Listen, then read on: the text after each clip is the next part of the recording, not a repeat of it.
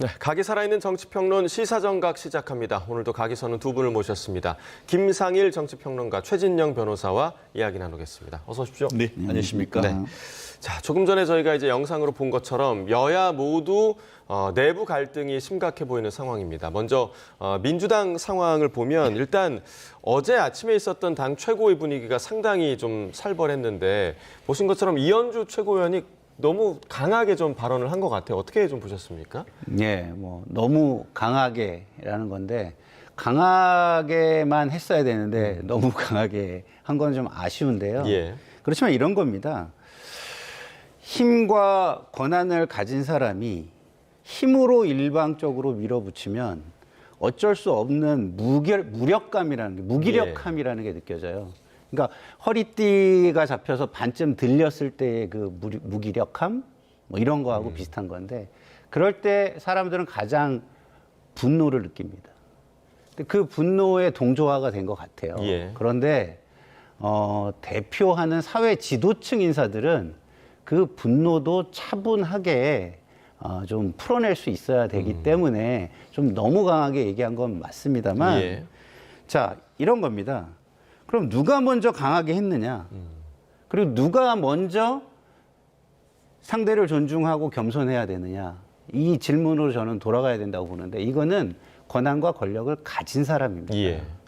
권한과 권력을 가진 사람이 권한과 권력이 없는 사람들을 먼저 존중하고 먼저 겸허한 자세로 대해야 그 힘 없는 사람들이 존경으로서 그것을 화답을 해주는 것이거든요. 근데 그게 아니라 힘이 있다, 권한이 있다, 권력이 있다고 그냥 내 생각을 밀어붙인다면 예. 힘이 없는 사람들은 마지막에 밀리는 느낌 속에서 화가 나고 분노가 일 수밖에 없는 예. 그런 거라고 저는 생각하기 때문에 지금 이 합당 문제 때문에 터져 나온 거예요. 이게 이 첫 단추를 잘못 꼈으면 저는 단추를 풀고 예. 처음부터 다시 끼는 게 맞다. 예. 우리가 여러 가지 옷이 있습니다. 그냥 편하게 입을 수 있는 그냥 뭐 티도 있고 정장도 있지만 우리가 합당이라는 건 정장을 입는 거와 저는 같다고 봐요. 예. 그러면 정장을 입을 때 단추가 잘못 껴졌으면 풀고 다시 입어야죠. 이게 무슨 스웨터를 입는 것처럼 그냥 뒤집어 써서 편하게 입으면 되는 그런 사안을 다루는 게 아니잖아요. 예. 그래서 사안별로 우리가 생각해야 되는 방식이 다르다라는 말씀을 드리고 싶습니다. 예, 지금 말씀하신 그 단추를 풀려는 좀 노력인 것 같습니다. 정청래 대표가 이현주 최고위원과 어제 독대로 점심 식사를 했다고도 하고 또 반대로 이제 문정복 최고위원은 이제 당대표를 좀 두둔을 했잖아요. 또 관련해서 좀 감정적으로 하지 마라 이런 경고성 메시지도 던졌다고 하는데 지금 정청래 대표의 상황 어떻게 좀 보고 계십니까? 정청래의 햇빛 정책인가요? 저는 뭐 국민의힘 지지층으로서 어쨌든 민주당은 내부 분란이 있을 때 이런 식으로 나름대로 정치적인 그 제스처를 하고 지지자들을 다독이는 이런 모습은 국민의힘이 배워야 된다라고 예. 생각합니다. 그런 것 자체에 대해서는 한 포인트를 주고 싶습니다. 하지만 그렇게 한다고 해서 본질이 바뀌느냐? 말씀드린 것처럼 이현주 최고위원 같은 경우에는 로마 시대를 빗대어서 내란, 반란이라고 했습니다. 한마디로 지금 현재 상황이 정청래의 난이다라고 사실상 규정한 거 아니겠습니까? 예. 실질적으로 그런 부분이 있으니까 정청래 대표가 본인의 그 소셜 미디어에 명청 시대를 넘어서 명청 교체기 뭐 이런 글도 썼습니다. 그렇지만 그건 아니다라고 얘기를 했습니다만 말은 아니다라고 얘기를 하면서도 실질적으로는 이른바 이재명 대통령에 대한 정조준 이런 말이 있습니다. 정청래, 조국 그리고 김어준 이와 같은 친노 친문 라인이 이재명 대통령을 에워싸서 포위 전략을 한다라는 그런 얘기가 있었고 예. 그런 부분과 관련해 가지고 지금 현재로서는 어떻게 보면 줄이라고 할 수 있는 이재명 대통령 측에서 상당히 이 부분에서 견제하는 상황 속에서 이렇게 어떻게 보면 스파크가 튄 것 아니겠습니까? 이 상황이 더 확대되는 것을 막기 위해서 이 정청래 대표가 이현주 최고위원 내지는 황명선 최고위원과 식사도 하는 이런 부분을 하는 것 같은데요. 일단 봉합되는 듯한 어떤 그 느낌으로 가고는 있습니다만 예. 여전히 당권, 나아가 짧게는 6월 3일 있을 지방선거에 공천권을 두고 친명계와 친청계의 일합은 저는 불가피하다고 봅니다. 예, 자, 이 식사 자리가 봉합의 계기가 될 수 있을지는 조금 더 이제 두고 봐야 할 문제인 것 같고, 사실상 이번 그 합당 논의 과정으로 가장 어안이 벙벙한, 조금 황당할 수도 있는 곳은 조국혁신당이 아닐까 생각이 드는데, 오늘 아침 조국혁신당 신장식 최고위원 이런 말을 했습니다. 들어보겠습니다. 당권 투쟁의 전초전 정도가 아니라 본격 열전으로 본전입니까? 조기 열전으로 간 것 같고요. 그런 당의 권력 투쟁에 저희 조국혁신당을 끌어들여서 마치 저희들이 이건 어떤 상황이냐면요. 저희들은 선거연대 등을 통해서 미리 이미 얘기했습니다. 호남 지역에서는 경쟁하고 다른 곳에서는 선거연대 하겠다라는 것이 저희들의 선거 전술이에요. 네네네. 그러면 이건 당연히 썸 좀 타자 이런 얘기거든요. 근데 돌연 프로포즈를 했어요. 당대표께서.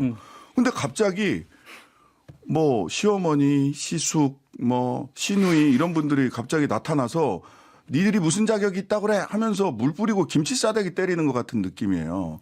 왜 이러시는지 모르겠습니다. 알겠습니다.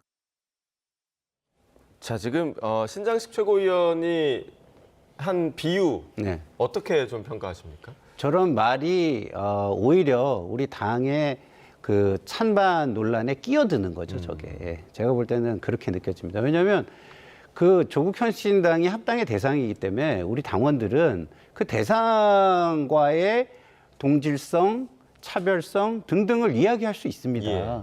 그 좋은 점, 나쁜 점. 우리 내부의 논의에서 그것을 배제하고 어떻게 이야기를 하죠? 그러니까 조국혁신당을 비판하는 건 아니다. 그렇죠. 예. 그런데 우리 왜 비판해라고 하면 합당에 반대하는 사람을 누르겠다고 참전하는 거 아닌가요?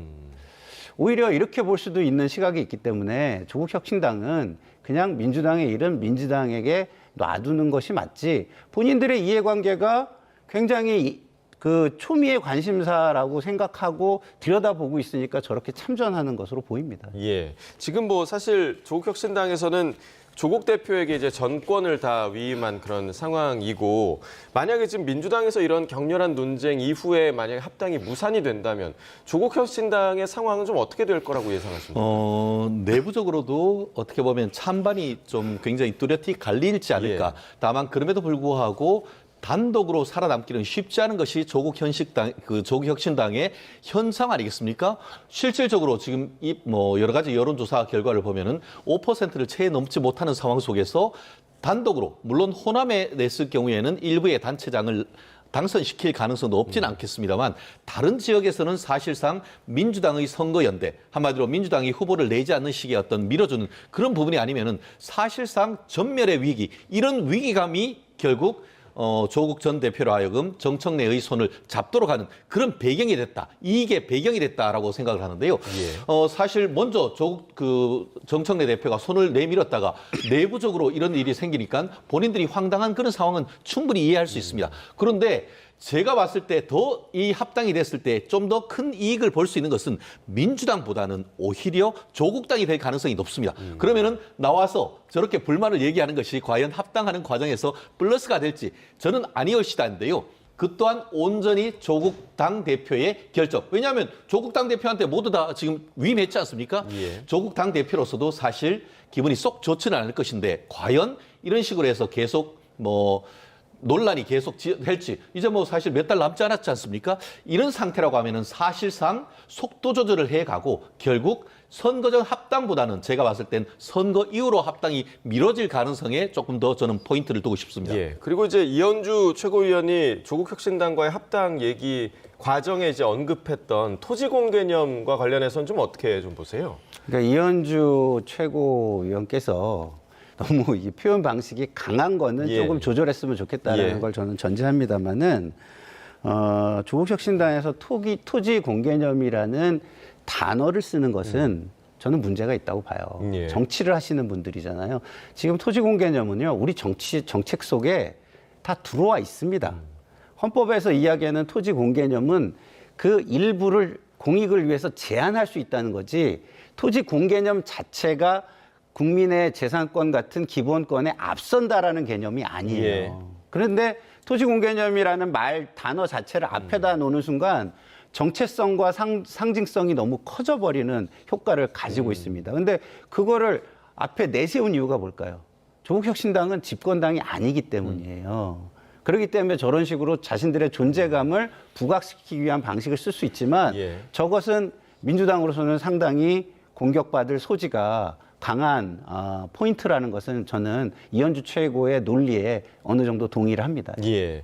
자, 이런 가운데 유시민 작가가 어제 김어준 씨 유튜브 방송에 출연을 해서 이 정성호 법무부 장관과 김민석 총리를 직격하기도 했는데 그 목소리도 들어보겠습니다.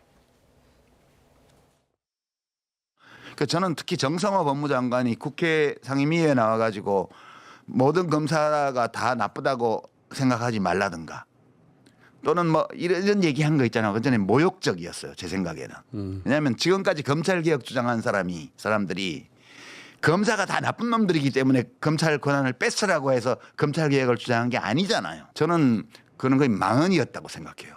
그런 인식으로 이 검찰개혁 문제를 계속 다루게 되면 이재명 대통령이 굉장히 심각한 정치적 위기에 직면할지도 모른다. 그런 걱정을 저는 굉장히 많이 하고 있죠. 이 노무현 대통령이 후보가 됐을 때 후단협이라고 만들어져 가지고 당 안에서 똑같이 달라고 막 그랬습니다. 그 후단협 왕창 다 날아갔습니다. 2002년도에. 그렇죠. 지금도 보면 다음 총선에 날아갈 사람 많이 보여요. 제 눈에는. 그 연결식 할 때 김민석 총리가 좀 울면서 앞으로 누구하고 상의해야 되고 누구한테 물어봐야 되나 이렇게 하는데 자, 지금 정성호 법무부 장관 그리고 김민석 총리를 지금 거론을 하면서 상당히 좀 강하게 비판을 했는데 좀 어떻게 들으셨습니까? 이른바 민주당식 배신자 낙인 찍기 아닌가. 낙인 찍기를 정면으로 하는 것이 아니고 이른바 돌려까기식으로 해서 본인의 유시민 작가의 특유의 어법을 통해서 했는 것 같은데요. 이것도 크게 봤을 때, 정치적으로 봤을 때는 결국 유시민 작가는 친명입니까? 아니죠. 오히려 친문 내지 친노의 적자라고 얘기하는 분 아니겠습니까? 그렇다고 하면은 아까 얘기했던 정조준 시민 라인 이렇게 되는 것이죠. 정청래 지금 당대표 그리고 또 김어준 씨 그리고 또 조국 전 장관 이런 분들과 같은 선상에 있기 때문에 지금 본인들이 그 다음번 어떤 그 총선이라든가 아니면 대선으로 가기 위해서는 친명이 아닌 친문 친청이 돼야 된다는 그런 어떤 정치적인 배경이 있기 때문에 저런 얘기가 나오는 건 아니겠습니까? 실질적으로 지금 다가오는 8월 달에 있을 민주당 전당대회에서 가장 강력한 당대표 후보는 누구나 다 아다시피 지금 정청래 당대표 내지는 지금 현재의 김민석 국무총리 아니겠습니까? 그 상황 속에서 어떻게든 그 당대표 예비 후보를 끌어내리려고 하는 그런 마타도에 불과하다. 그리고 그렇게 나오는 그 채널 또한 옛날 같은 경우에는 사실 전체적으로 지금 유튜브도 다 이렇게 한쪽으로 통합되는 것 같은데 이제는 민주당을 지지하는 유튜브도 분화가 되어가지고 특히 문재인 라인 내지 친청 라인 같은 경우에는 김어준 씨 TV에 나오고 예. 그 반면에 이재명 대통령 측 같은 경우에는 또 다른 TV에 나오는 이런 분화를 보면서 되게 좀 신기하다. 그 이재명 대통령이 취임한 지 1년이 채 되지 않은 상태 속에서 당권 투쟁이 이렇게 강하게 비춰지느냐에 대해서는 관전하는 사람으로서 아슬아슬한 느낌입니다. 예, 이 후단협 얘기는 김민석 총리 입장에서는 상당히 좀 아픈 얘기잖아요. 네. 왜 이 얘기까지 꺼냈다고 좀 생각하십니까? 글쎄요, 본인이 이제 앞으로 공직을 안 할 거니까 너무 막 얘기하는 것 같아요. 근데 그래도 유시민 작가는 사회적으로 굉장히 영향력이 있는 분이에요. 예. 그러면 본인이 약간 공인 마인드를 조금은 가져주시는 게 좋은데 그냥 장사미사처럼 얘기를 하시는 게 맞는지는 저는 잘 모르겠습니다. 그리고 하시는 말씀들이 저는 좀 이해가 안 가는 게 본인은 우리 정부에서 하실 거 다 하셨잖아요. 그때 어떻게 하셨죠? 보건복지부 장관 하실 때 2대8 가름말을 하셨어요. 왜 그런 거죠? 본인의 정체성과 주장을 죽이기 위해서 그런 거예요. 정부의 관료가 되면 그런 겁니다. 예. 그런데 정성호 장관을 비난을 해요. 그럼 본인은 왜 옛날에 2대8 가름말을 하셨죠? 저는 그 비난이 전혀 진정성이 있어 보이지가 않아요. 그 자리를 경험하신 분이잖아요. 예. 본인이 경험하면서 국민과 소통하기 위해서 국민을 통합적으로 다 같이 모두의 장관이 되기 위해서 정부의 관료로서 국정을 운영하는 사람으로서 인정받기 위해서 한 행위들이 있는데 정성호 장관이 지금 하는 게 그런 거 아닌가요?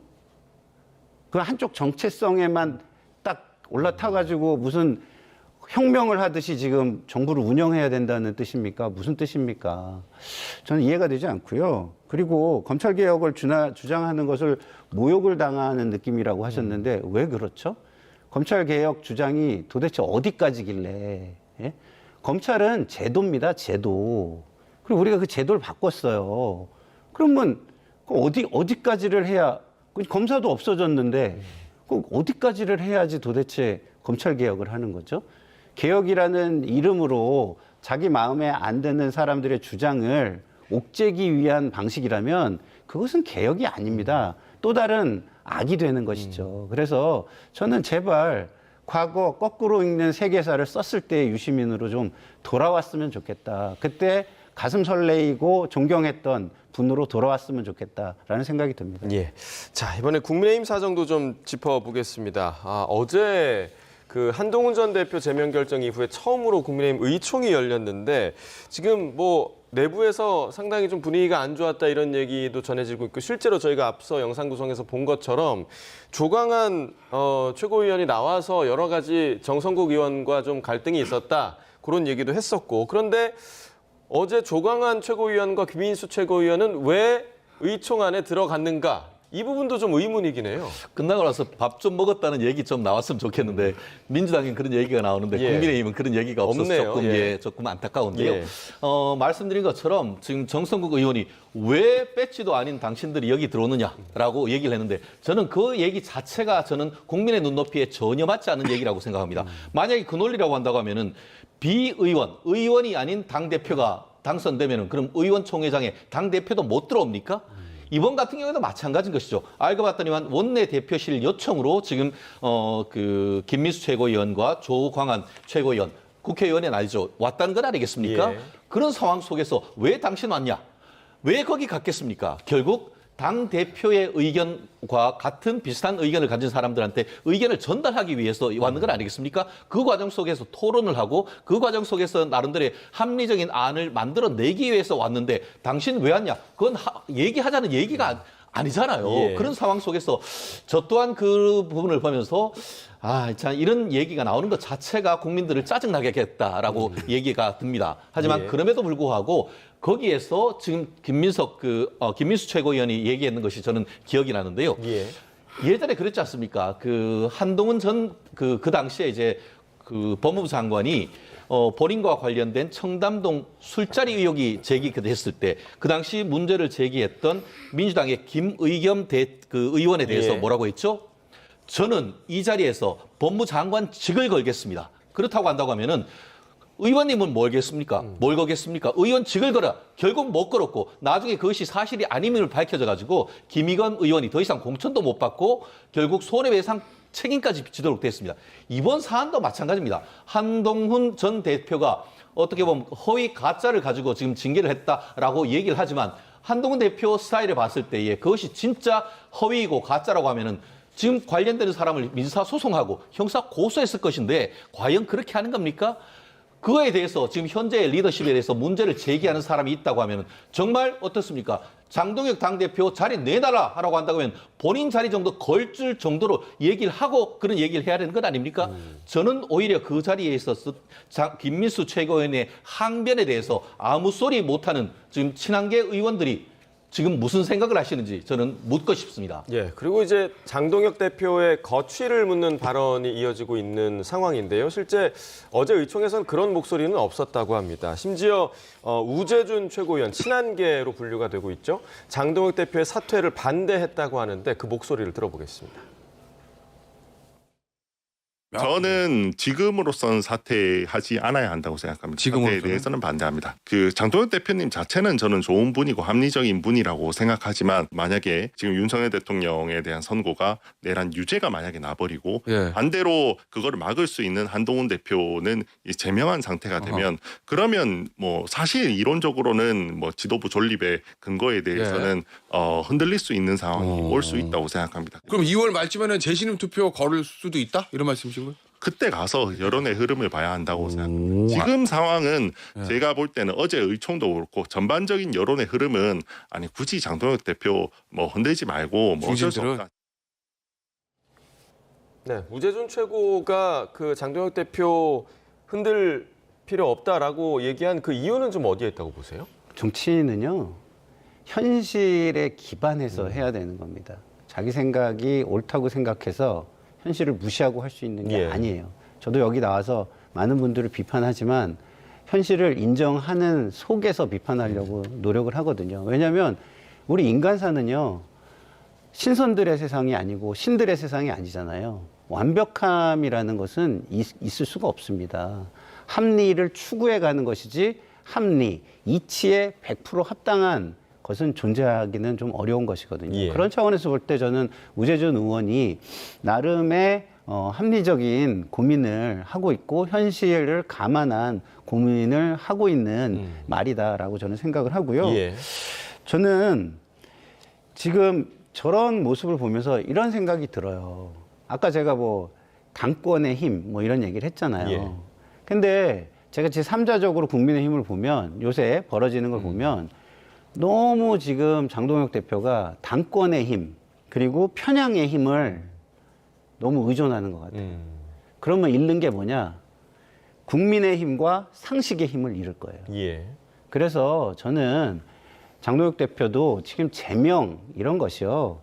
저희처럼 좀 관전자 입장에서 보면은 위너와 루저 이거를 완전히 구분해가지고 이기는 쪽이 100% 이기려고 무릎을 꺾어서 이기려고 하는 모습으로 보이거든요. 예, 예. 정치권에서 그런 모습들은요. 결국에는 국민들의 불만과 저항을 불러일으키는 예. 행위다라는 걸 좀 깨달았으면 좋겠다는 생각이 듭니다. 그러니까 지금 말씀해주신 이 부분, 그러니까 장동혁 대표가 그 한동훈 전 대표의 당원 게시판 문제, 이거를 지금 경찰 수사 의뢰를 한다라고 얘기를 한 거는 경찰 수사 결과에 자신이 있다 이렇게 좀 해석을 해도 되는 겁니까?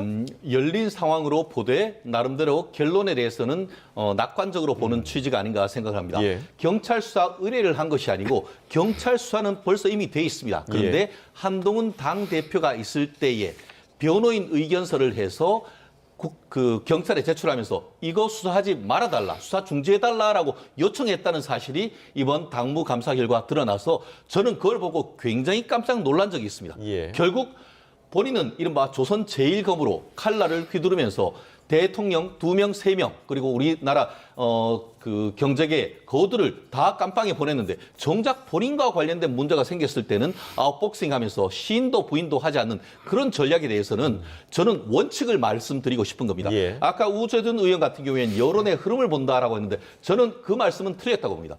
원칙이 중요한 것이고 원칙 플러스 옆에의 어떤 재량 이런 식으로 돼야 되는 것이지 이번 사안 같은 경우에도 당내의 기관과 관련된 원칙에 대한 문제인 것이고 예. 그것이 수사에 돼 있기 때문에 그 부분 신속하게 조사를 해달라라고 하는 것은 너무나 당연한 시스템 내에서의 문제 해결 아니겠습니까? 그리고 뭐라고 했습니까? 그럼에도 불구하고 이 사안이 잘못된 결과에 따라서 징계가 됐다 하면은 내가 책임을 지겠다. 한마디로 당직을 거는 것이랑 마찬가지입니다. 그렇다고 한다고 하면은 장동혁 대표가 당직을 걸 정도다라고 한다고 하면은 한동훈 대표는 뭘 걷겠습니까? 본인은 거는 거 좋아하잖아요, 본인도. 그러면은 한동훈 대표의 같이 하는 이른바 친한계 국회의원 특히 몇 분 같은 경우에는 당대표의 직에서 물러나라라고 하면서 재신임까지 하는데 본인들은 그러면은 뭐를 걸겠습니까? 그 정도의 대등한 가치를 걸고 그런 주장을 해야 된다고 봅니다. 마지막으로 한 가지만요.